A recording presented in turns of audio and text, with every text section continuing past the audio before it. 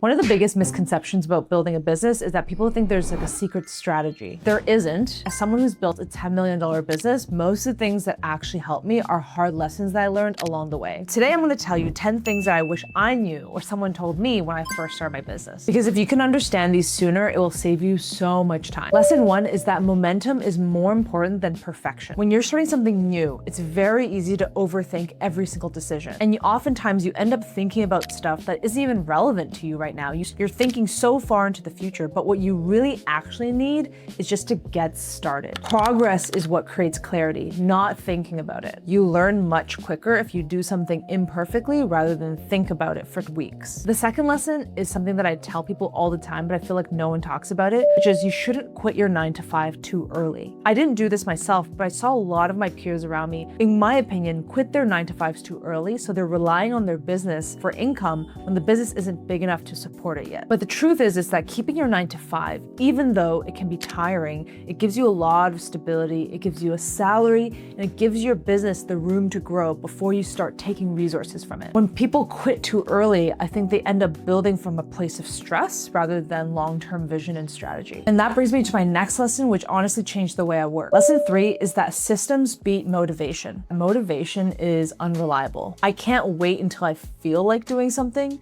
So by creating systems that keeps me and my team accountable, I kind of just have to show up and everything's laid out already. That's the beauty of a system. We have systems for planning work, planning parties, planning content. Everything is systemized at my company so that everyone can roll into it knowing what they're expected to do. And that beats motivation every time. I also talked about this in my 2026 goals video, so go watch that because I talk a lot about systemizing in goals too. Lesson 4 is that you literally cannot do everything by yourself. If you do everything by yourself, you will eventually become the bottleneck and you are single-handedly stopping the business from growing. And your strategy should be, how can I delegate this as soon as possible? How can I free up my time so I can go work on the next thing that will actually grow the business, grow revenue, grow onto new horizons? And you can't do that if you're stuck doing to-dos on your list and you're so obsessed with keeping everything exactly how you like it. Number 5 is that your environment shapes your ambition. Something that surprised me is when I started meeting other founders and expanding my network and spending more time with people that are motivated by the same things and have the same level of ambition as me, it actually makes me so much more productive and I feel much more inspired. Be very careful with who you spend your time with because they can actually slow you down. Lesson 6 is using dopamine scheduling. This is a more tactical day-to-day advice. In the morning, I'll do my hardest strategy work. So this is a lot of deep thinking, this is a lot of focus time and solo work.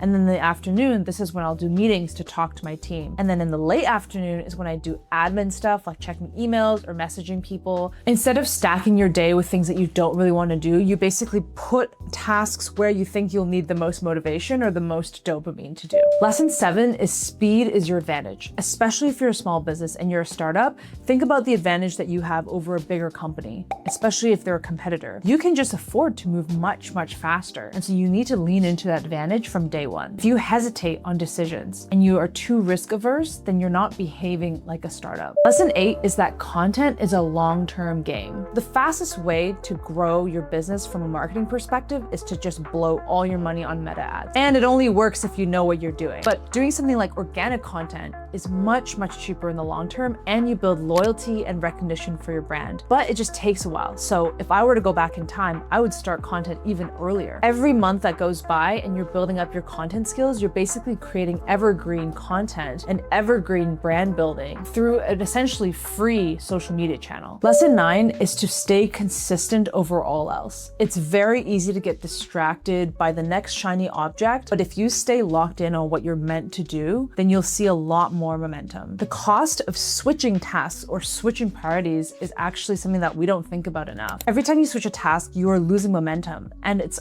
a neurological concept of switching cost that takes a while for your brain to recalibrate around the new task. And so it's in your best interest to stick on something, finish it, and then move on to the next thing. And my last lesson 10 is to make sure that you're still having fun. When people ask me what I see myself doing in 5 years, my answer is genuinely having fun. And if I'm not having fun anymore, then I shouldn't be doing this business, and neither should you. I'd love to know in the comments, what is one lesson that you learned that you think would help someone else? And I'll see you in the next video.